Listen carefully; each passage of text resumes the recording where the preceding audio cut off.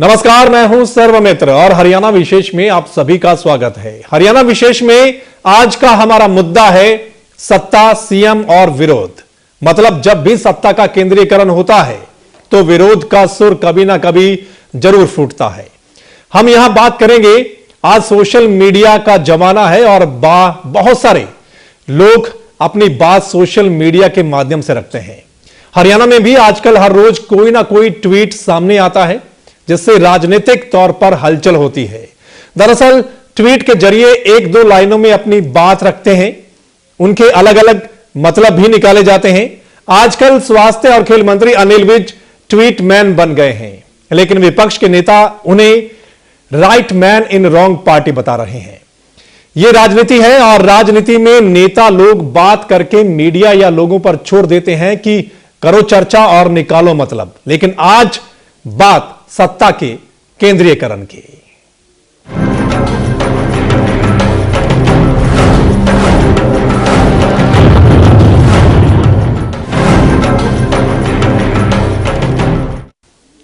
प्रदेश के स्वास्थ्य और खेल मंत्री अनिल विज के ट्वीट राजनीतिक गलियारों में हलचल पैदा कर रहे हैं। विज के ट्वीट को लेकर विपक्ष के नेताओं को भी मौका मिल गया है राजनीति करने का। पिछले कई दिनों से स्वास्थ्य और खेल मंत्री अनिल विज के ट्वीट चर्चा का विषय बने हुए हैं। सोमवार को विज का एक और ट्वीट सामने आया जिसमें लिखा था, thank you chief minister for taking keen interest into my departments, I am relaxed. मतलब मेरे विभागों में ध्यान देने के लिए मुख्यमंत्री जी आपका धन्यवाद, मैं रिलैक्स हूं। इस ट्वीट का मीडिया ने अपने हिसाब से मतलब निकाला। इसका एक मतलब यह भी निकाला गया कि विज क्या धन्यवाद करने के बहाने मुख्यमंत्री पर निशाना साध रहे हैं। हालांकि विज ने मुख्यमंत्री मनोहर लाल खट्टर से किसी भी तरह के मतभेद से इनकार किया है, लेकिन विपक्ष के नेताओं को मौका मिल गया है। विज के ट्वीट पर पूर्व मंत्री और कांग्रेस नेता कैप्टन अजय सिंह यादव ने सोशल मीडिया के जरिए मुख्यमंत्री केंद्रित सत्ता के खिलाफ लड़ाई लड़ने पर विज को बधाई दी है। साथ ही नेताओं को इंपोर्ट करने वाले ट्वीट को साहस भरा बताया है। अजय यादव ने कहा कि वो भी इस दौर से गुजर चुके हैं जब कांग्रेस की सरकार थी, तब भी सत्ता मुख्यमंत्री केंद्रित थी। वहीं इनेलो नेता और हिसार से सांसद दुष्यंत चौटाला ने अनिल विज को right man in wrong party बताया है। तो पहले भी बोल चुका हूँ, right man in the wrong party है। और कहीं ना कहीं जिस तरह हरियाणा प्रदेश की सरकार पॉलिसी पैरालिसिस के साथ चल रही है, प्रदेश के लिए बड़ा घातक हो। तो कुल मिलाकर विज साहब आजकल अपनी बात ट्वीट के माध्यम से ही रख रहे हैं। जब मीडिया के सामने आते हैं तो बात को घुमाना भी विज साहब बखूबी जानते हैं। लेकिन ये ट्वीट कुछ इशारा कर रहे हैं और राजनीतिक गलियारों में इनकी चर्चा भी खूब हो रही है। ब्यूरो रिपोर्ट, एवं तहलका, हरियाणा। वहीं उचाना से विधायक और चौधरी बीरेंद्र सिंह की पत्नी प्रेमलता का क्या कुछ कहना है अनिल विज के ट्वीट पर, वो भी आपको सुनाते हैं। बहुत सीनियर हैं वो, मुख्यमंत्री चौथी या पांचवी बार एमएलए बने, मेरे ख्याल में 5वीं बार एमएलए बने। तो वो तो मुख्यमंत्री के दौर में थे, तो हो सकता है उनको मलाल इसी चीज का हो कि मुझे वो जगह नहीं मिल पाई जिसका मैं दावेदार था। तो कहीं ना कहीं तो बाप निकलेगी ना उनकी। तो आज हमारा जो विषय है चर्चा का वो यही कि सत्ता केंद्रीयकरण जो होती है तो उसके विरोध में सुर भी निकलते हैं। जिस तरीके से ट्वीट सामने आ रहे हैं लगातार विज साहब के, हालांकि जब मीडिया उनसे सवाल करता है तो वो कहते हैं कि कोई भी मतभेद नहीं है, मुख्यमंत्री साहब उनका सहयोग करते हैं, सब कुछ सही है। लेकिन जिस तरीके से ट्वीट लगातार सामने आ रहे हैं और कहीं ना कहीं निशाना मुख्यमंत्री मनोहर लाल खट्टर पर साधा जाता है उनके जरिए, तो इसी पर चर्चा करेंगे कि पहले वाली सरकारों में भी क्या सत्ता का केंद्रीकरण ही था, जो आज मौजूदा जो सरकार है भाजपा की उनमें भी ऐसा ही है। क्योंकि अनिल विज बहुत वरिष्ठ नेता हैं, कई बार एमएलए बने हैं और जब बीजेपी ने टिकट नहीं दिया तो वो खुद निर्दलीय भी लड़े हैं, चुनाव जीते हैं। लेकिन अब स्वास्थ्य मंत्री, खेल मंत्री उनको जरूर बनाया गया है, लेकिन जिस तरीका से ट्वीट करते हैं उससे कहीं ना कहीं लगता है कि कोई ना कोई नाराजगी या सरकार में कुछ ना कुछ गलत हो रहा है, या कोई, जैसा उन्होंने पहले कहा था, कुछ लोग हैं जो उन्हें रोकना चाहते हैं उनके काम करने के तरीके से, लेकिन वो लगातार काम करते रहेंगे। इसी पर चर्चा है आज की हमारी। और इस चर्चा में मेरे साथ जो मेहमान शामिल हैं मैं आपको बता दूं, रन सिंह मान साहब हैं मेरे साथ, कांग्रेस के प्रवक्ता हैं। मेरे साथ वीरेंद्र सिंह चौहान साहब हैं, बीजेपी के प्रवक्ता हैं। मेरे साथ डॉक्टर सुरेंद्र धीमान जी हैं, कार्यकारी संपादक एमएन तहलका हरियाणा के। थोड़ी देर बाद वरिष्ठ पत्रकार भी हमारे साथ जुड़ेंगे। चर्चा शुरू करते हैं। डॉक्टर सुरेंद्र धीमान, मैं आपके पास आना चाहूंगा। लगातार ट्वीट सामने आ रहे हैं, हम पहले भी चर्चा कर चुके हैं इस विषय पर कि विज साहब के जो ट्वीट सामने आते हैं उनका मतलब मीडिया अपने तरीके से निकालता है, कोई क्या मतलब निकालता है, कोई क्या मतलब निकालता है। हालांकि विज साहब इससे मना करते हैं कि ऐसी कोई बात नहीं है, बात को घुमा देते हैं। आप किस तरीके से देखते हैं जो कल ट्वीट आया था? मुख्यमंत्री को धन्यवाद भी कर रहे हैं कि मेरे जो डिपार्टमेंट्स हैं उनकी ओर ध्यान देने के लिए आपका धन्यवाद, मैं रिलैक्स हूं। जो मीडिया है, तकरीबन जो चर्चा है राजनीतिक गलियारों में, उसमें यही बात सामने आ रही है कि कहीं ना कहीं उनका टारगेट अब मुख्यमंत्री साहब हैं, खट्टर साहब हैं। इसके पीछे की वजह क्या हो सकती है? देखो, ये जो अनिल विज के ट्वीट जितने भी आ रहे हैं उनको सबको एक साथ जोड़ के देखना होगा। हर ट्वीट को अलग अलग तरीके से नहीं पढ़ा जा सकता। शुरुआत कहां से हुई है? शुरुआत हुई है 26 अक्टूबर 2014 से, जिस दिन मुख्यमंत्री पद की शपथ ली गई थी। बिल्कुल। जो कि 5 बार के एमएलए थे, रामविलास शर्मा जी और अनिल विज, दोनों को मुख्यमंत्री नहीं बनाया गया। मुख्यमंत्री बनाया गया था मनोहर लाल खट्टर को जी।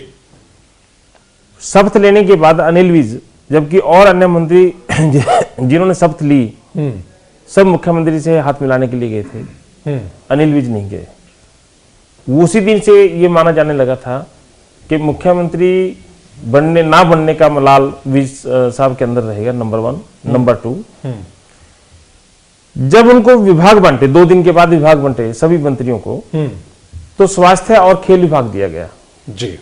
जो कि हम अगर मीडिया के आकलन के तरीके से कहें या राजनीतिक आकलन से कहें, वो उतने उस भारी नहीं कहा जा सकता उन विभागों को जिससे किसी मंत्री के बड़ा होने या भारी होने का एक आभास होता है जी। तीसरा, जब जब उन्होंने कोई कोशिश की 4, 5 या 6 शायद जिला अस्पतालों में उन्होंने जाके चेकिंग की, और उसकी जो उनकी चेकिंग थी उनकी उसका जो असर रहा वो सब लोगों ने, राजनीतिक हलकों में भी और आम लोगों ने भी उसको सराहा जी। केवल मात्र अफसरशाही में उसका कहीं ना कहीं अंदरूनी तौर पर विरोध हुआ जी। वो किस रूप में सामने आया?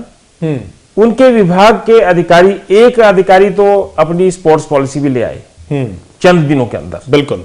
उनसे तो बहुत खुश हैं। उनको सम्मानित भी करवा दिया मुख्यमंत्री से और सभी मंत्रियों से, लंच दिया अपने विभाग के। लेकिन जो दूसरा महकमा है उनके अधिकारी से, प्रशासनिक अधिकारी से उनकी पटरी नहीं बैठ रही है, जैसा कागजों में, फाइलों में भी नजर आ रहा है, ठीक है, और बाहर भी सामने नजर आ रहा है। ठीक है। हमने इसी विषय पे एक दिन पहले डिबेट की थी कि मुख्य अनिल विज और जो पहला ट्वीट आता उस दिन, बिल्कुल उस दिन तो हम कह रहे थे कि डॉक्टर वंदना भाटिया की सस्पेंशन पे सीएम की तरफ से कोई फैसला नहीं हुआ।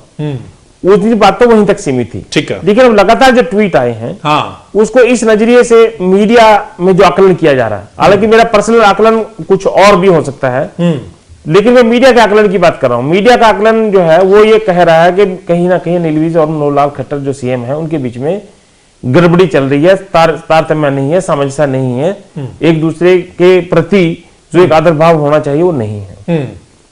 लेकिन मेरा बड़ा जो व्यक्तिगत मामला है वो ये कि अनिल विज अगर असहज महसूस कर रहे हैं तो कौन उनको रोक रहा है कि वो मंत्री रहे, जबकि वो पहले भी कहते रहे कि मैं ना मंत्री बनने का इच्छुक हूं, ना मुख्यमंत्री बनने का इच्छुक हूं, मैं तो जनता की सेवा करनी है। और ऑफिशियली भी ये कहते हैं कि मेरा कोई मनमुटाव नहीं है। हाँ हाँ। इसलिए इसके मायने केवल मात्र जो आज हमने आधार रखा, हम इसके विज साहब के ट्वीट पे ना जाते हुए जो आज कैप्टन यादव ने उनके ट्वीट पे फेसबुक पे डाला, उसके तरफ हम जाना जरूरी चाहते हैं। बिल्कुल बिल्कुल। कि क्या 10 साल के हुड्डा सरकार के बाद अब फिर जैसे कैप्टन अजय यादव ने कहा कि मेरे 10 साल के राज में सत्ता का केंद्रीकरण सीएम ऑफिस था और मैं उसका शिकार हुआ हूं, मैंने वो झेला है, और आज अनिल विज के साथ भी वही हो रहा है। वो कहने का प्रयास करें कि मनोहर लाल खट्टर की सरकार में भी बिल्कुल सत्ता का केंद्रीकरण हो रहा है। बिल्कुल, उनकी बात से इस बात से निकल रहा पैदा। बिल्कुल। अब मायने जो निकाला जाए वो जो मर्जी निकाला जाए, लेकिन वास्तविकता यह है कि मंत्रियों के ट्वीट से, जो कि मंत्री सारे नहीं कर रहे हैं, एक अनिल विज के मंत्री के ट्वीट से जो लगातार ट्वीट आ रहे हैं, उसको विपक्ष के नेताओं ने हाथों हाथ ले लिया है। ठीक है, और उनको एक मौका अनिल विज के ट्वीट से मिल गया। बिल्कुल, हमारा जो आज का मुद्दा वो यही है, सत्ता का केंद्रीकरण। हम सिर्फ भाजपा की बात नहीं करेंगे, हम बात कांग्रेस की भी करेंगे, हम बात इनेलो की भी करेंगे। उस समय भी कुछ लोग ऐसे थे जिन्होंने विरोध किया था सत्ता के केंद्रीकरण का, उनको भी हम सुनेंगे, उनको भी जोड़ने की कोशिश करेंगे, उनके मुंह से सुनेंगे क्योंकि सत्ता का केंद्रीकरण उस समय भी था। फिलहाल वीरेंद्र सिंह चौहान जी आपके पास आता हूं। हालांकि अनिल विज साहब मना करते हैं जब मीडिया से कि हमारे बीच कोई मतभेद नहीं है, बिल्कुल सही तरीके से काम हो रहा है, और उन्होंने एक बार यह भी कहा था किसी भी नंबर पर बैटिंग करूं, रन जरूर बनाऊंगा, छक्का जरूर मारूंगा। क्या लगता है कि ऐसा बोलते हैं मीडिया के सामने, कोई मतभेद नहीं, कोई उन्हें रोक नहीं रहा है, लेकिन ये जो ट्वीट लगातार कर रहे हैं इससे एक गलत मैसेज जा रहा है, जनता कुछ सोच रही है, मीडिया अपने तरीके से आकलन कर रहा है जो सही नहीं है भाजपा के लिए।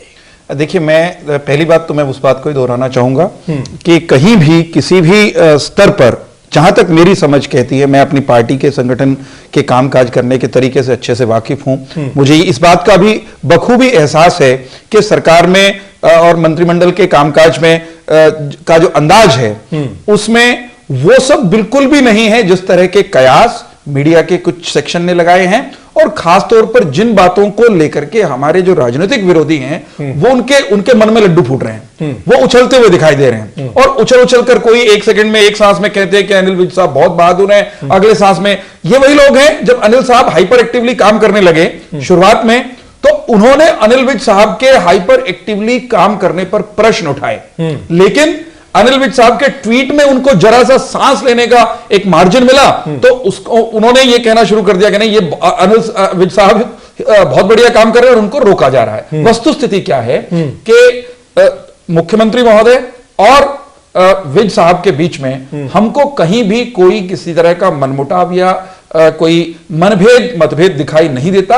कम से कम जितना हम लोगों को संगठन के काम करने के तरीके और दोनों नेताओं के काम करने के अंदाज का अनुमान है। हाँ, विपक्ष, क्योंकि विपक्ष के पास मुद्दों पर बहुत कुछ कहने को नहीं है, इसलिए उनको वो इस तरह की व्याख्याएं करते हैं, और कभी कभी तो ये करते हुए हमें कटघरे में घसीटने की प्रोसेस में वो परस्पर विरोधी बातें करते हैं। एक सांस में कुछ कहेंगे उन्हीं विज साहब के बारे में, दूसरी सांस में कुछ भी कहेंगे। लेकिन चौहान साहब, एक क्षण, विज साहब के बारे में पार्टी संगठन का भी और मैं समझता हूं मुख्यमंत्री महोदय का भी बड़ी स्पष्ट सी राय है कि बहुत बढ़िया तरीके से काम कर रहे हैं, और उनके कामकाज करने के तरीके की चौतरफा सराहना हुई है, और सराहना करने वालों में सब लोग शुमार हैं, मैं भी शुमार हूं, संगठन भी शुमार है, और स्वयं मुख्यमंत्री महोदय भी शुमार हैं।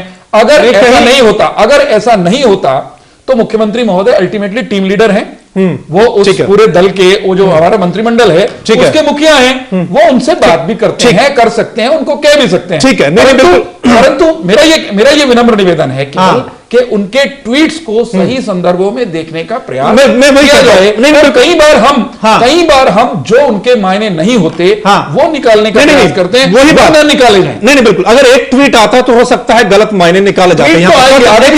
हाँ, एक मिनट, ट्वीट पहला जब ट्वीट आया जी, उसके बाद उसके आकलन निकाले जा रहे थे, प्रश्न चिन्ह खड़े हुए, जवाब देना पड़ा दोनों नेताओं को, फिर लगातार ट्वीट सामने आ रहे हैं, फिर लगातार एक ट्वीट आता तो सब रुक जाते, एक ट्वीट आया, लेकिन लगातार ट्वीट सामने आ रहे हैं, उनको भी पता है गलत मैसेज जा रहा है, प्रश्न सामने आ रहे हैं, फिर क्यों ट्वीट किए जा रहे हैं? हमारा ये कहना है, उन्होंने एक ट्वीट किया, उस पर सब तरफ चर्चा हुई, आप लोगों ने उसकी अपने ढंग से व्याख्या की, और जब उनको लगा कि इसकी व्याख्या में कहीं ना कहीं अनर्थ भी हो रहा है, तो उन्होंने चीजों को दुरुस्त करने का प्रयास भी किया। कुछ लोगों ने कहा कि मुख्यमंत्री को जवाब देना पड़ा। स्वाभाविक रूप से जब ट्वीट हुआ और मीडिया उनसे कोई प्रश्न करेगा, तो बहुत सकारात्मक बात मुख्यमंत्री महोदय ने कही कि सब मंत्री बहुत एफिशिएंटली काम कर रहे हैं।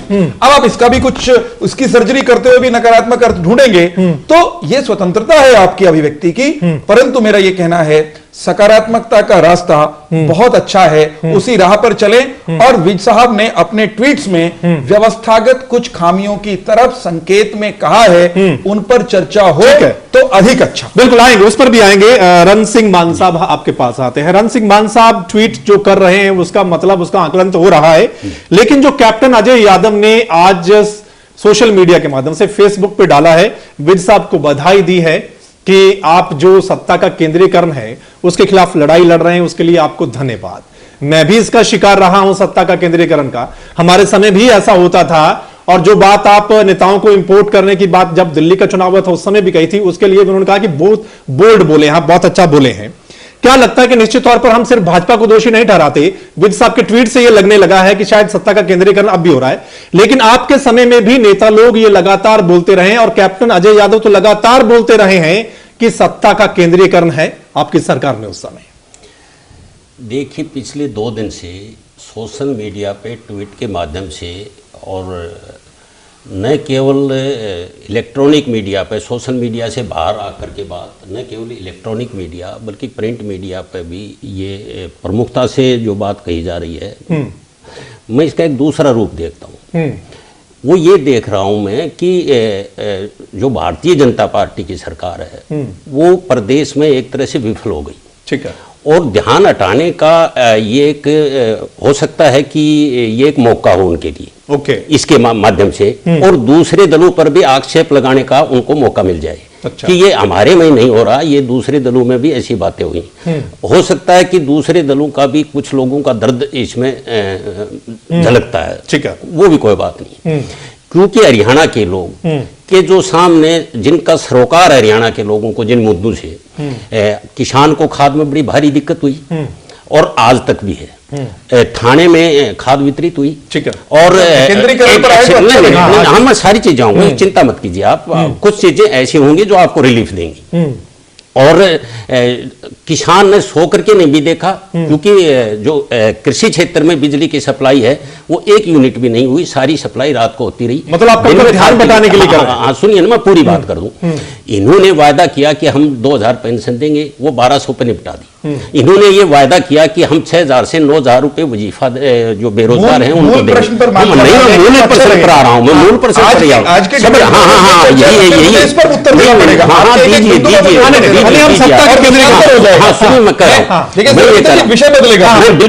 बदलेगा। हाँ, लेकिन क्योंकि ये जनता के विषय है और इन जनता के विषयों पर ट्वीट के माध्यम से, ट्वीट के माध्यम से जो बात चल रही है उसके ऊपर हरियाणा के लोगों का ध्यान बटाने की कोशिश है। मैं इसको इस रूप में देखता हूं। ठीक है। चलिए, कौशल साहब हमारे साथ जुड़ गए हैं, वरिष्ठ पत्रकार हैं। कौशल साहब बहुत समय से देखते आए हैं हरियाणा की राजनीति को, कई सरकारें इन्होंने देखी हैं। कौशल साहब, आज का हमारा विषय यही है कि सत्ता का केंद्रीकरण, कि मुख्यमंत्री जो होता है सारी पावर उनके पास होती है, जैसा पहले भी पिछली सरकारों में भी नेता कहते आए हैं और लोगों को भी यही लगता था, कोई भी काम होता है वो मुख्यमंत्री की मंजूरी के बिना नहीं होता। इवन छोटी छोटी जो ट्रांसफर होती है वो भी मुख्यमंत्री ही करता है।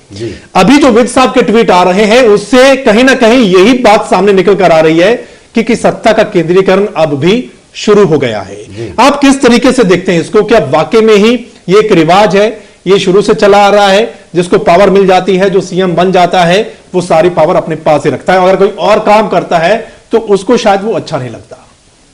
शर्मिता जी, बड़े दुर्भाग्यपूर्ण बात है राजनीति में। जैसा कि आपने कहा कि हम लंबे अरसे से सभी देखते आ रहे हैं, मेरे सहयोगी भी बैठे हैं, ये भी जानते हैं बातें सारी।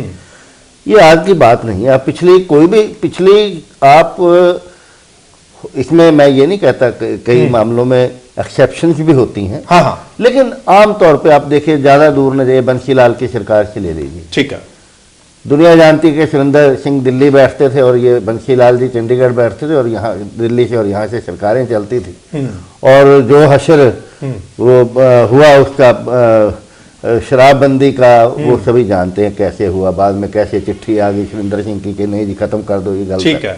उसके बाद आप फिर आ जाइए, भजनलाल जी का पीरियड आपने पहले देखा है, उसमें भी ऐसा ही चलता रहा। उसमें 2-3 लोग जो हैं परिवार के लोगों की, ये और भी दुर्भाग्यपूर्ण बात है। बिल्कुल। उसके बाद आप चौटाला सरकार पे आ जाइए, वो भी परिवार के लोगों की बात सभी जानते हैं, मैं डिटेल में नहीं जाता क्योंकि विषय हमारा एक सेंट्रलाइज्ड राजनीति का हम चल रहे हैं। बिल्कुल। जहां तक सवाल इस मुद्दे का है, जो आज का मुद्दा है, इसमें मैं थोड़ा डिफर करता हूं अपने सहयोगी से, कांग्रेस से या दूसरी। सेंट्रलाइजेशन नहीं मैं इसको मानता ज्यादा अभी। खट्टर साहब बाखुद बहुत ही अच्छे, निष्ठावान, चरित्रवान, बहुत अच्छे व्यक्ति हैं और वो मिलजुल कर सरकार चलाने में विश्वास करते हैं। एक तो मैं ये बात मानने को तैयार हूं। लेकिन कमी कहाँ है? बात आती है जहां अधिकारी बीच में आके डंके डालते हैं। और जो विज के साथ हुआ है, 3-4 फंक्शन जो हुए हैं वो आग में घी डालने वाला काम हुआ है। जैसे राई का फंक्शन था, एक पंचकुला में होना है, एक फंक्शन और हो चुका है, 2-3 फंक्शन जिसमें वो नहीं गए। अब भले केरल में बहाना लगा के गए थे या कि केरल में उनको वापसी का टिकट नहीं मिला, ये क्या बातें, मैं इन बातों में नहीं जा सकता। जहां तक सवाल है कैप्टन अजय सिंह का, वो उनकी दुखती रग वही सेंट्रलाइज जो बातें थी कुछ ना कुछ पहले भी रही हैं, इसमें कोई संदेह नहीं। और विज और कैप्टन अजय सिंह में जो एक बात ज्यादा मिलती है कि वो दोनों जमीन से जुड़े व्यक्ति हैं और बहुत ज्यादा बार जीते हुए हैं, 4-5-6 बार जो एमएलए का इलेक्शन भी जीते हैं। अब उन्होंने भी जो ये कहा कि मेरे साथ भी ऐसा बीतता रहा है, मैं उस बात में नहीं जाता, उनका मामला अलग है। वो सेंट्रलाइज्ड बात का दोषारोपण लगाते हैं, मैं उस पर ना उसको पक्ष में बोल रहा हूं ना उनके खिलाफ बोल रहा हूं। उन्होंने तो एक जैसे आग जल रही है, ठीक है, और स्वाहा डाल दो एक और, तो वो बात है। यहां पे बात ये है कि मैं ये मानता हूं कि खट्टर साहब सरकार ठीक चलाना चाहते हैं, लेकिन अधिकारी किसकी मानते हैं? कौशल साहब, ये भी आप अच्छे से जानते हैं, अधिकारी किसकी मानते हैं? सौमित्र जी, जैसे दिशा निर्देश मुख्यमंत्री साहब देंगे वही तो मानेंगे ना। अधिकारी अपनी तरीके से अपनी ओर से गलती क्यों करेंगे? देखिए कौशल साहब, मैं आपका आता हूं चौहान साहब, मैं इसमें ये ऐड करना चाहता हूं कि कुछ अधिकारी जो हैं वो तो मंत्री महोदय के साथ मिलकर चल रहे हैं, लेकिन जो विवादास्पद अधिकारी हैं, अगर आप उनका पृष्ठभूमि देखें, चाहे वो चंडीगढ़ में रहे हो, चाहे वो कहीं भी रहे हो, जैसे 2 और भी पहले भी चर्चा में आ चुके हैं, खेमका जी हैं या दूसरे हैं, इनके साथ जो जुड़े अधिकारी हैं उनकी भी पृष्ठभूमि कुछ ना कुछ पहले भी चंडीगढ़ में भी जब रहे या दूसरी जगह में विवादास्पद रही है। अब ये हो सकता है कि उनके अपने ये हो कि मैं अपने को प्रोजेक्ट करूं या प्राइम मिनिस्टर के नजदीक जाऊं, मैं इससे ज्यादा गहराई में नहीं जाता, लेकिन बाखुद जो विज है एक बहुत ही स्पष्टवादी और सिद्धांतवादी व्यक्ति हैं, और वो जो दिल्ली के बारे में भी उन्होंने ट्वीट किया वो भी ठीक किया है कि निर्माण जो है धरातल पे होना चाहिए, वो उनके खिलाफ जो भी कहा। ठीक है, चौहान साहब, मैं केवल कौशल साहब ने जो बात कही उसी को थोड़ा सा आगे बढ़ाना चाहता हूं। पूर्व की जो सरकारें हैं, आपने मान साहब से सीधा सवाल किया था कि आपके समय में केंद्रीकरण था कि नहीं सत्ता का, वो बड़ी चतुराई से उसका उत्तर टाल गए, उन्होंने उसको छुआ भी नहीं। हमसे पहले की तमाम सरकारों के साथ अगर आज की सरकार की तुलना करते हैं तो सीधा सपाट आम आदमी भी ये जानता है कि बंसीलाल जी से लेकर के और हाल ही तक की जो कांग्रेस की सरकार थी, मान साहब की पार्टी की, उसमें सत्ता निश्चित रूप से वो चीफ मिनिस्टर के दफ्तर या परिवार के आसपास केंद्रित रही है। अनेक वर्षों बाद एक ऐसा अवसर आया है जहां पर ऐसी स्थिति नहीं है। हरियाणा में उस मायने में सचमुच अंतर आया है। इसलिए जो कौशल साहब का एनालिसिस है समस्या का, वो कहीं ना कहीं वो एनालिसिस सटीक लगता है। बहुत ईमानदारी से आप विचार करेंगे। ठीक है, हमारे चीफ मिनिस्टर्स ऑफिस में कहीं सेंट्रलाइजेशन का कहीं कोई संकेत नहीं है। पिछले 9.5 साल में आपने सच कहा कि चपड़ासी तक का ट्रांसफर चीफ मिनिस्टर की इच्छा के बिना नहीं होता था। हमारे यहां तमाम मंत्री अपने अपने कामकाज के लिए भी पूरी तरह स्वतंत्र है, अपने अपने काम में वो सब लगे हुए हैं, जुटे हुए हैं। मुख्यमंत्री महोदय के किसी एक कदम ने ऐसा संकेत नहीं दिया उन्होंने एक भी कदम से कि वो सारी चीजों को अपने पास समेटकर रखना चाहिए। चर्चा हो अनावश्यक, बिल्कुल ये मैं मानता हूं कि भाई उनकी दुखती रग छिड़ गई और उनको लगा कि शायद कप्तान साहब को कि शायद यही दर्द इनका है जो मेरा था। हमारा मानना है विज साहब ठीक जिन प्रश्नों की तरफ इंगित कर रहे हैं वो प्रश्न कुछ और हैं। ठीक है, और कप्तान साहब की पीड़ा नहीं, वो प्रश्न कुछ अलग नहीं। प्रश्न कौन से हैं वो भी बताना पड़ेगा उनको कि ये प्रश्न कौन से। मैं आऊंगा आपके पास। निशांत सिंह जी हमारे साथ जुड़ गए हैं, इनेलो के प्रवक्ता हैं। निशांत सिंह जी, स्वागत आपका एवं तहलका हरियाणा पर। आज का हमारा विषय यही है कि सत्ता का केंद्रीकरण। हम सभी सरकारों की बात कर रहे हैं, जो मौजूदा ट्वीट आ रहे हैं उससे ये मामला सामने आया है कि क्या वाकई में इस सरकार में सत्ता का केंद्रीकरण है। इसमें पहले वाली सरकारों जो है कांग्रेस की या आपकी सरकार आई, उसमें भी ये बात सामने आती है कि परिवार के इर्द गिर्द पूरे फैसले होते थे, सिर्फ परिवार फैसले लेता था। सत्ता का केंद्रीकरण उसमें भी था। आपके नेता जो उस समय थे वो कहते आए हैं, क्या कहेंगे आप? देखिए, सत्ता का केंद्रीकरण जो है ना, वो थोड़ा बहुत हर सरकार में होता है। इस बात से हम इनकार नहीं कर सकते, चाहे वो चौधरी बंसीलाल की सरकार रही हो, हुड्डा जी की रही हो, चौटाला साहब की रही हो। लेकिन ये मान के चलें कि अभी कोई सत्ता का केंद्रीकरण की समस्या ऐसी नजर नहीं आ रही भाजपा की सरकार में। भाजपा की सरकार के अंदर तो आज के दिन जो सबसे बड़ी जो कम्युनिकेशन गैप है एक, जिसको लेकर के ये सारी चीजें उठी हैं, वो कारण क्या है वो तो देखो भाजपा जाने, इनके लोग जाने, मुख्यमंत्री जी जाने, विज साहब जाने। लेकिन विज साहब इतने इंटेलिजेंट और हम इकट्ठे हाउस में रहे हैं, बहुत बढ़िया आदमी है, मेहनती है, ऑनेस्ट है, सारी खूबियां उनके अंदर है। लेकिन उसके बावजूद भी जिस तरीके का प्रदर्शन आज भाजपा मंत्रिमंडल कर रहा है, मैं मान के चलता हूं कि पीछे जैसे ये कहा गया कि अधिकारी तो सरकार के होते हैं, अधिकारी को सत्ता के साथ चलना होता है, जो आदेश मिलेगा उसको करना होगा। अगर हम ठीक हैं, मंत्रिमंडल के लोग ठीक हैं, बढ़िया काम करते हैं और ऑनेस्टी से करते हैं, तो अधिकारी की क्या ताकत है कि उनसे बाहर चला जाए या किसी पार्टी पॉलिसी से बाहर चला जाए। ठीक है, कोई ऐसी बात नजर नहीं आ रही कि बहुत सारा केंद्रीकरण हो गया, सेंट्रलाइजेशन हो गया सत्ता का। मैं मान के चलता हूँ कई बार मुख्यमंत्रियों के परिवार होते हैं, यहाँ तो खट्टर साहब तो ये मान के चलें कि अकेले हैं, कोई ऐसी बात नजर नहीं आई। लेकिन ये मान के चलें कि जिस तरीके से एक रोब शोब का प्रभाव होता है सरकार का, वो अभी तक नजर नहीं आया। मतलब आप मान रहे हैं कि अगर इसमें नहीं है इस सरकार में, तो पहले वाली सरकार में रहा है ये, कांग्रेस की सरकार में और इनेलो की सरकार में। देखिए, मैं किसी को कुछ नहीं कहना चाहता, सबको आपको पता है, थोड़ा बहुत मैंने कहा हर सरकार में होता है, यहाँ भी हो सकता है, कल को हो जाए। लेकिन आज के दिन ये बहुत बड़ी समस्या ऐसी नजर नहीं आई। एक कम्युनिकेशन गैप, एक जिस तरीके से ये ट्वीट करना और ये सारी चीजें आई हैं, कहाँ पीड़ा है, कहाँ क्या, तो सरकार को देखना है, सरकार को ढूंढना है। सरकार तभी अच्छी गवर्नेंस दे पाएगी, अच्छा शासन दे पाएगी, अगर सरकार खुद आपस में, ये परिवार 10 लोगों का ठीक होगा, तो 10 लोगों का परिवार ही अभी तक ठीक नहीं है, तो दावे सरकार नहीं कर सकती अच्छी गवर्नेंस के। ठीक है, तो भाई ये बात मान के चलता हूँ कि जो ये कम्युनिकेशन गैप आया है, ये ठीक नहीं, इससे सरकार का प्रभाव जो है ना वो गलत जा रहा है। ठीक है, तो ठीक है, निशांत सिंह का कहना है कम्युनिकेशन गैप है, ऐसा कुछ नहीं है। सत्ता का जो केंद्रीकरण है, जैसा कि पिछली सरकारों में देखा जाता था, ऐसा कुछ नहीं है। चर्चा को और आगे बढ़ाएंगे, लेकिन वक्त एक छोटे से ब्रेक का, जल्द वापस लौटते हैं।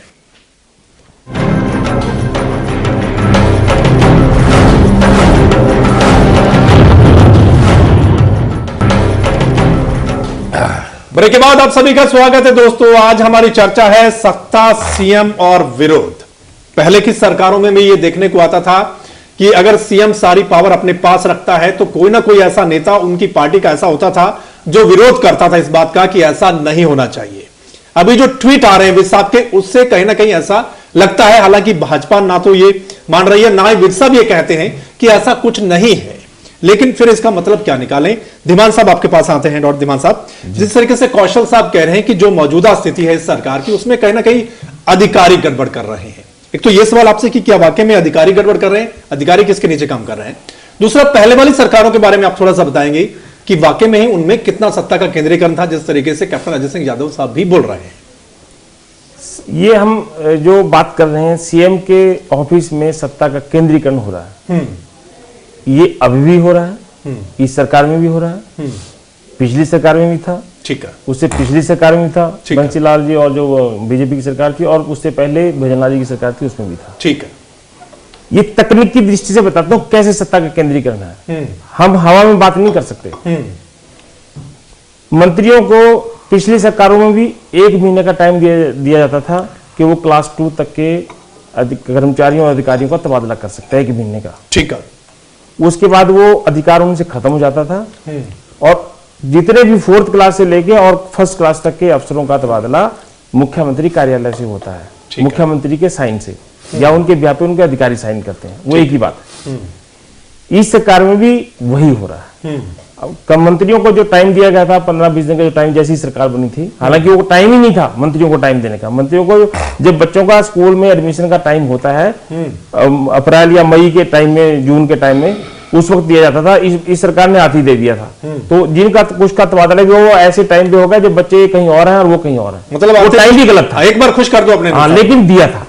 अब उसके बाद जितने भी तबादले हो रहे हैं, ये तबादले मुख्यमंत्री कार्यालय से अनुमति होती है तब होते हैं। ठीक है, ये इसमें कोई बदलाव नहीं। हाँ, और हरियाणा में मजाकिया तौर पे मैं कह रहा हूं, ऑफिशियली तौर पे नहीं, कि हरियाणा में ट्रांसफर को एक इंडस्ट्री के तौर पे कहा जाता है, माना जाता है। इस सरकार में तो अभी नहीं हुआ। ठीक है, एक इंडस्ट्री, क्योंकि इस सरकार का तो कार्यकाल ही भी बहुत कम हुआ है। हाँ, लेकिन पहले की सरकारों में यह कहा जाता था कि हैवी इंडस्ट्री का मतलब जो ज्यादा बड़े लेवल का तबादला, और एक स्मॉल स्केल इंडस्ट्री जो छोटे लेवल का, जो क्लास 3 या 2 का, ठीक है, क्लास 4 का। हाँ, नंबर 2, जितने भी डिपार्टमेंट्स का फाइनल होना है, किसी प्रोजेक्ट को फाइनल होना है, किसी पॉलिसी को फाइनल होना है, वो पहले भी मुख्यमंत्री के कार्यालय में जाके उसके फाइनलाइजेशन होता था, और इस सरकार में भी मुख्यमंत्री के कार्यालय में जाके फाइनलाइजेशन होता है। ठीक है, रिकमेंडेशन मंत्री की जाएगी, लेकिन मंत्री और मुख्यमंत्री हालांकि एक होते हैं। चीफ मिनिस्टर केवल चीफ मिनिस्टर है, क्योंकि सभी उसको जब कैबिनेट को वो कोई अध्यक्षता करनी है तब उसका मंत्री means government, chief minister means government. ठीक है, जो कैबिनेट का मिनिस्टर है। लेकिन इसमें अब भी वैसे हो रहा है, पिछले दफा भी वैसे हो रहा है। ठीक है। तीसरा बिंदु, एक परिवार की बात आई, हम परिवार की बात नहीं कर रहे हैं। ठीक है, परिवार अलग इशू है, वो पॉलिटिकल इशू है। बात तो हो रही है सीएम के लेवल पे, सीएम के ऑफिस में सत्ता का केंद्रीकरण की। ठीक है, अनिल विज भी अनमैरिड है, हाँ। उनका कौन सा परिवार है? ठीक है, बात तो ये हो रही है कि जब एक राज्य मंत्री एक शिकायत करे और एक उसका मंत्री उसके ऊपर सिफारिश करे कि इस अफसर को इमीडिएटली सस्पेंड कर दिया जाए, और मुख्यमंत्री के कार्यालय में जाके उसको सस्पेंड ना किया जाए, तो फैसला कहां हो रहा है? ठीक है, मुख्यमंत्री के कार्यालय में। ठीक है, जबकि सामान्य तौर पर ऐसी स्थिति नहीं आती है। दूसरा, अफसर कोई भी अफसर हो, उसकी कोई जरूरत नहीं होती है, क्योंकि अफसर के एसीआर फाइनल जब होती है तो मुख्यमंत्री के पास होती है। ठीक है, मंत्री अगर कोई गलत रिमार्क्स भी दे देगा तो मुख्यमंत्री जाके उसको ठीक कर सकता है। ठीक है, इसलिए सत्ता का केंद्रीकरण मुख्यमंत्री के पास होता है। ठीक है। चौथा बिंदु, अधिकारी जो है मुख्यमंत्री के कार्यालय में लगे होते हैं, वो मुख्यमंत्री के बिहाफ पे काम करते हैं। ठीक है, अगर मुख्यमंत्री ये कहे कि ये काम करना है, तो उस अधिकारी को वो साइन करके वो लिखेगा कि मुख्यमंत्री ने चाहा या मुख्यमंत्री ने आदेश दिए हैं फाइल पे। मैंने तो फाइलें देखता रहा हूं मैं तो। सवाल ये है कि जो कैप्टन ने इशू उठाया है, उस वक्त ही मैं ये कह सकता हूं, हाँ। कैप्टन अजय यादव से भी मेरी बात होती थी, और एक और मंत्री महेंद्र प्रताप सिंह, उनके साथ भी, हालांकि वो कभी सामने नहीं आते। कैप्टन अजय यादव कई बार सामने आए, महेंद्र प्रताप कभी सामने नहीं आए, बिल्कुल। लेकिन बहुत सारे विषयों पे मुख्यमंत्री के साथ उनका ये रहता था, क्योंकि फाइल, जैसे उनका महकमा था राजस्व महेंद्र प्रताप का, नायब तहसीलदार का ट्रांसफर वहां से होता था।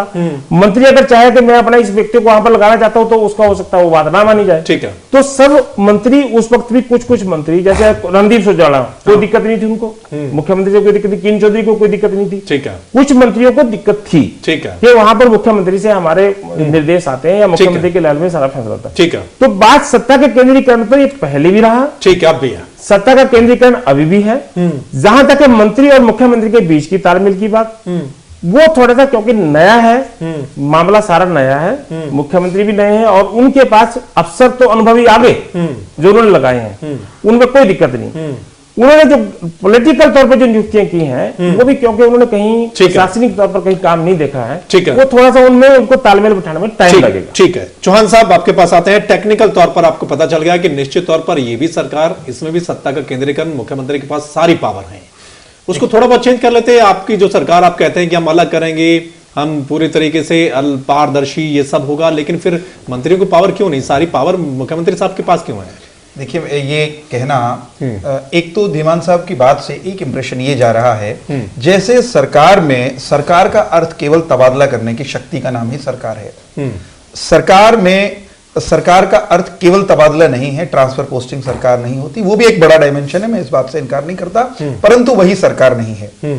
दूसरा, मुख्यमंत्री और मंत्रियों के अधिकार वो मोटे तौर पर कहीं ना कहीं डिफाइंड लगते हैं, कहीं ना कहीं कुछ कस्टमरी चीजें हैं, परंपरा से कुछ चीजें चली आ रही हैं, उस ढंग से चलते हैं।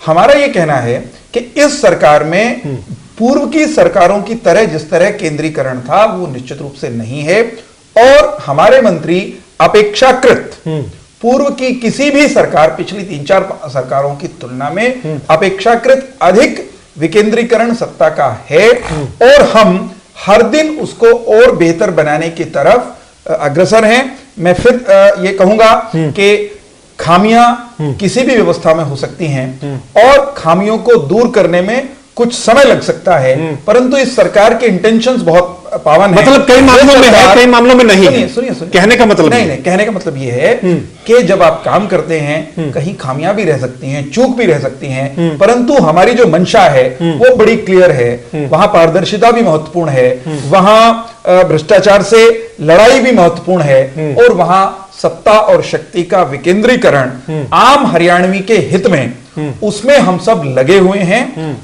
कुछ चीजों की गलत व्याख्या वो विपक्ष करके आम हरियाणवी को गुमराह करने का प्रयास कर सकता है।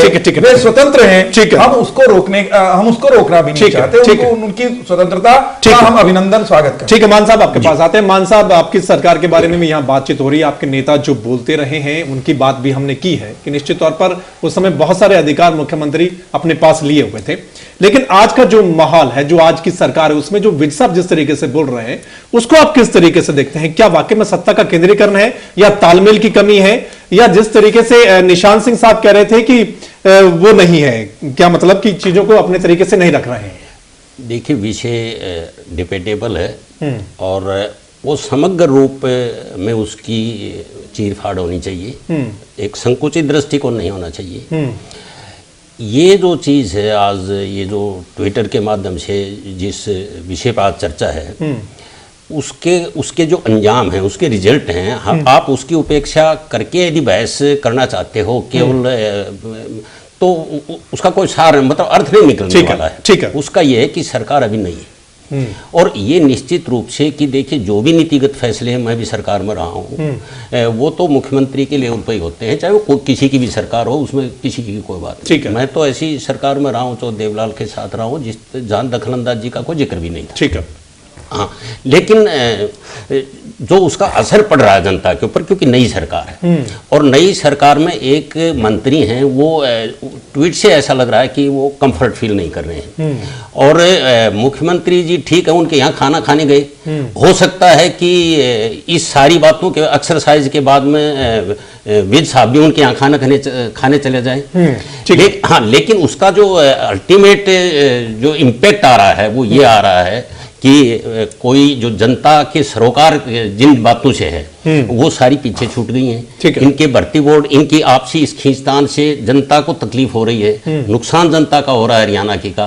ये जो पुरानी सरकार की भर्ती थी उसकी प्रक्रिया तो इन्होंने बट्टे खाते डाल ही दिया, नए भर्ती बोर्ड गठित नहीं हो रहे हैं।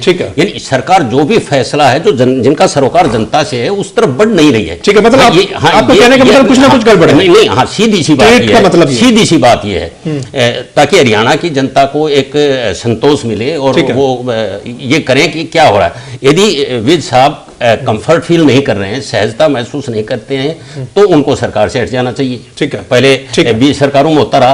और यदि मुख्यमंत्री ये समझते हैं कि उनकी कार्यशैली उनको पसंद है तो उनको उनकी छुट्टी करनी चाहिए। हरियाणा की जनता इनके द्वंद्व का नुकसान क्यों भुगते? मुझे एक टिप्पणी छोटी सी करनी है सौरमित्र जी, कि विज साहब के ट्वीट्स को मुख्यमंत्री और विज साहब के बीच के द्वंद्व के रूप में रखा जाना, ये मुझे लगता है उस जो कुछ घटित हो रहा है उसको ज्यादा पढ़ना है, उसकी गलत व्याख्या करना। ठीक है, उसमें कहीं कोई उन दोनों के बीच में खींचतान के रूप में उसका इसका जवाब लेते हैं। खाना खाने की बात की मान साहब ने। हमारे मुख्यमंत्री महोदय आमतौर पर जिस जिले में जाते हैं वहां के किसी न किसी मंत्री विधायक के यहाँ भोजन पे जाते हैं। धनखड़ साहब के यहाँ भी गए, पानीपत में भी विधायकों के यहाँ भोजन किया, तो इसका अर्थ पहले तो मना किया था, मैं कह रहा हूं कि अगर मानसावाड़ी या हमारे विरोधियों की व्याख्या पे जाएं तो फिर तो सभी से हमारे मुख्यमंत्री महोदय के। चलिए कौशल साहब आपके पास आता हूं। कौशल साहब, सिर्फ अनिल विज साहब ही क्यों बोल रहे हैं? अनिल विज साहब ही ट्वीट क्यों कर रहे हैं? मंत्री तो और भी हैं, मलाल तो कुछ और लोगों को भी हो सकता है कि उनको मुख्यमंत्री नहीं बनाया गया। फिर अनिल विज साहब के ही डिपार्टमेंट में दखल दे रहे हैं, क्या ऐसा है? या दूसरों के भी डिपार्टमेंट में दखल दे रहे हैं जो मुख्यमंत्री, लेकिन वो बोल नहीं रहे हैं? देखिए शर्मिष्ठा जी, हमारा विषय जो मुख्य तौर पर यही है कि केंद्रीकरण विकेंद्रीकरण, इस पे हम बात कर रहे हैं। जब निशान साहब बोल रहे थे कि थोड़ा थोड़ा तो केंद्रीकरण रहा ही है, सेंट्रलाइज रहा ही है, ठीक है, तो मैं ये ट्वीट का मतलब मेरे दिमाग में कुछ और ही आ रहा था कि हम आज इसको जो ट्वीट कहते हैं ना, अगर पहले ऐसा कुछ ट्वीट करता तो उसकी टी कट के बीट उसको बीटिंग करनी शुरू हो जाती। मेरा कहने का मतलब यह है कि अब इसको पिछली सरकारों को तो मैं नेगेटिव रोल में बता रहा हूं, लेकिन अब की सरकार में ये पॉजिटिव बात है। अच्छा, कि कम से कम लोकतांत्रिक जो एक माहौल जो दिखाई पड़ता है, पहली बात तो ये। ठीक है। दूसरी बात यह है कि अनिल विज खुद काबिल हैं और बाकी छवि के मामले में भले ही दोनों का कंपटीशन करें तो दोनों बराबर ही ठहरते हैं, लेकिन जहां तक कुशलता की बात है, जहां तक अनुभव का मामला है, जहां तक कुछ कर गुजरने की बात है, हाँ, निस्संदेह अनिल विज तो ये चाहते हैं कि वो कुछ अनोखा करके दिखाएं, और उन्होंने कोशिश भी की। कोई मंत्री कहीं टंकियों पे चढ़ के पानी नहीं देखता है, वो दिखावा नहीं करने वाले आदमी है, नंबर एक।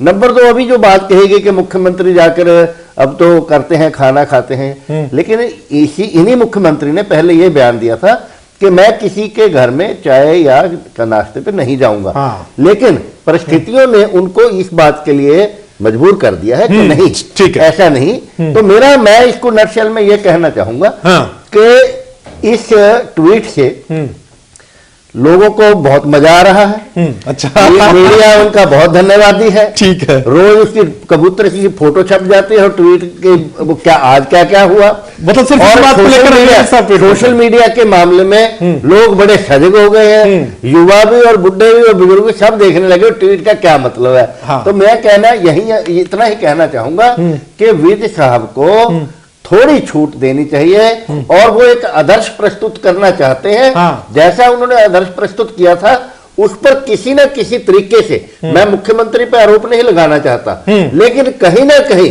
किसी न किसी कोने से उनके पैरों में ये बेड़ियां डालने की कोशिश अवश्य है कि ऐसा आदर्श कोई वो प्रस्तुत करके कहीं पलड़ा या कद किसी दूसरे से भारी ना। मैं आ रहा हूं। निशांत सिंह जी हमारे साथ बने हुए काफी देर से। निशांत सिंह जी आपके पास आता हूं। निशांत सिंह जी, आप भी काफी समय से देखते आए राजनीति को, आपको क्या लगता है कि जब कोई मंत्री अच्छा काम करता है और उसको प्रसिद्धि मिलती है तो निश्चित तौर पर जो दूसरे उसके साथी हैं शायद उनको अच्छा ना लगे? क्या यह भी एक वजह हो सकती है कि अनिल विज साहब कुछ अच्छा करने की कोशिश कर रहे हैं और उसको उसके साथी या मुख्यमंत्री साहब ये ना सोच रहे हो कि ये वाकई में प्रसिद्ध क्यों हो रहा है?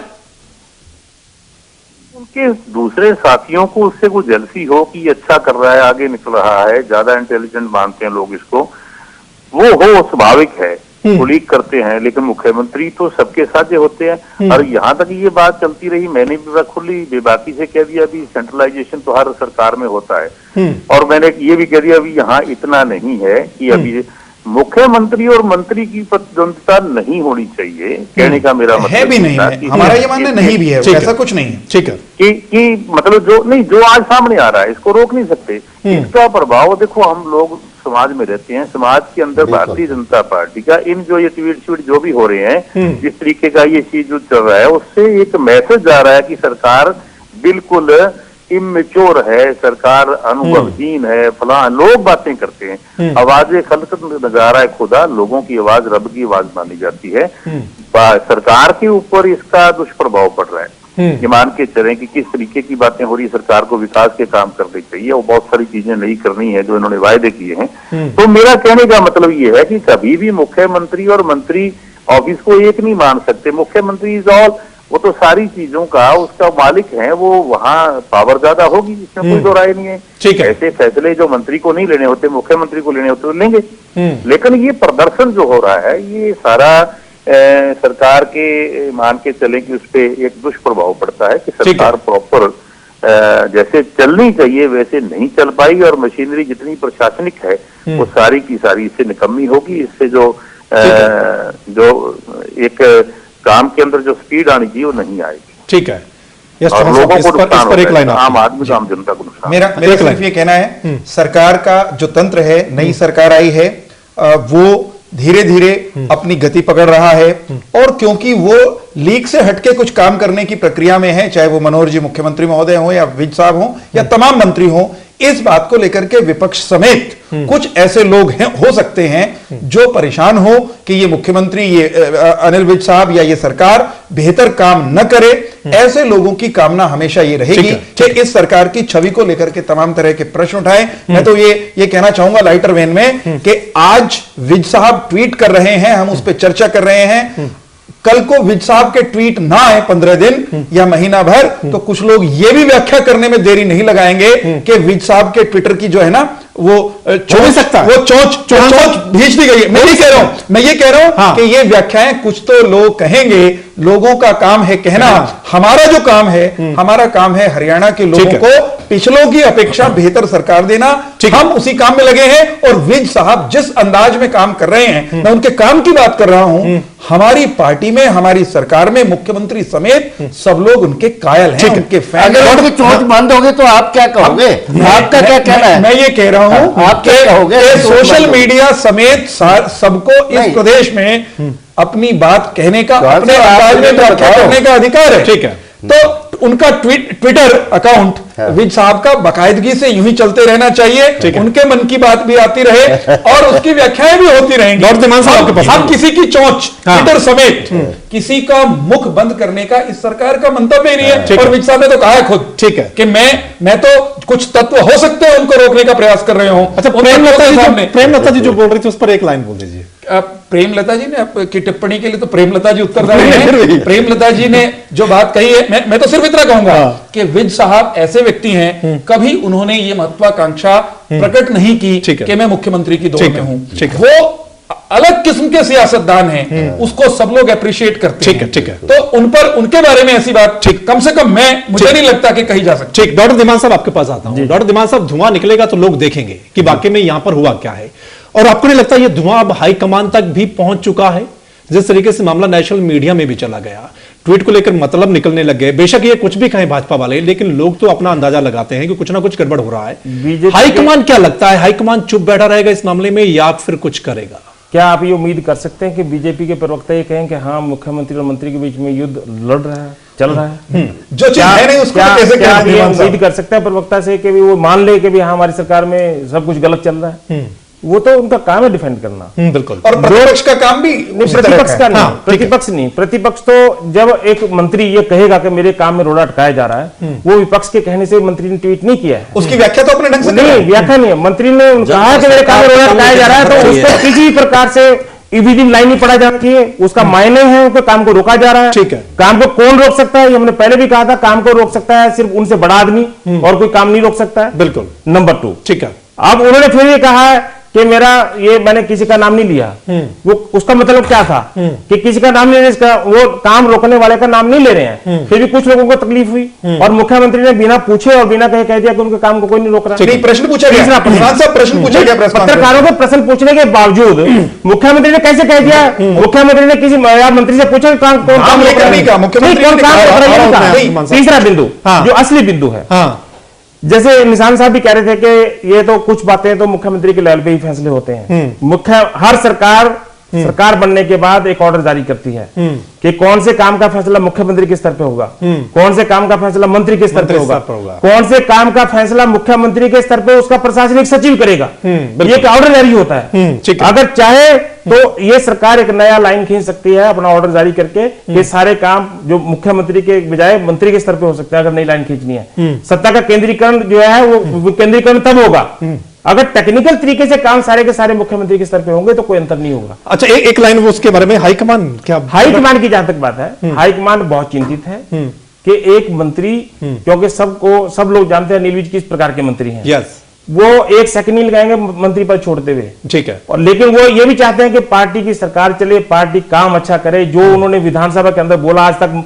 उन्होंने वो सोचते रहे कि जब मेरी सरकार आएगी तो मैं ये काम करूंगा। ठीक है, वो कहीं कुंठित महसूस कर रहे हैं। बीजेपी हाईकमान बहुत चिंतित है कि इस सारा मामले को सेटल किया जाए। ट्वीट के जरिए कोई बात आती है तो उसका कोई मायने होते हैं। जैसे आपने कहा आग लगेगी कहीं तभी धुआं उठेगा। ठीक है, और ये शायद 18 तारीख जो कल है, बीजेपी की एक मीटिंग 9 तारीख को हुई थी। मुख्यमंत्री ने विधायकों को और डिस्ट्रिक्ट प्रेसिडेंट्स को बुलाया था फरीदाबाद। ठीक है। वो शायद मेंबरशिप तक ही सीमित रही थी। ठीक है। अब कल फिर विधायक दल की बैठक बुलाई है। ठीक है। और अनिल जैन जो प्रभारी हैं वो सारे इस मामले को, अब वो भी क्योंकि अमित शाह तक सारा मामला, जो राष्ट्रीय अध्यक्ष हैं सारे मामले को देख रहे हैं। ठीक है। और शायद ये मामला अब निपटाने के तरफ बढ़ रहा है। ठीक है। मान साहब, आप एक लाइन में जाते जाते क्या कहना चाहेंगे, कुछ कहना चाहते हैं? देखिए, सत्ता में खुला खेल, फर्रुखाबादी खेलने की इजाजत नहीं दी जा सकती है, क्योंकि अल्टीमेटली सफरर जहाँ की सत्ता होती है वहाँ की जनता होती है। ठीक है।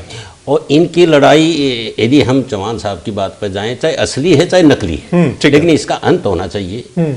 और हरियाणा की जनता, बहुत ऐसे इशू हैं, वो इतने अब बताए नहीं जा सकते हैं, उन पे इस बात का इंतजार है कि सरकार किस दिशा में जाती है। ठीक है। ये अपना मामला सोल्व करें। ठीक है। ये इनका अंदरूनी मामला है, दूसरी पार्टियों से इसलिए नहीं कि सत्ता जो है, यदि लोगों को तकलीफ होगी तो सत्ता से या फायदा होगा, वो सत्ता से होगा।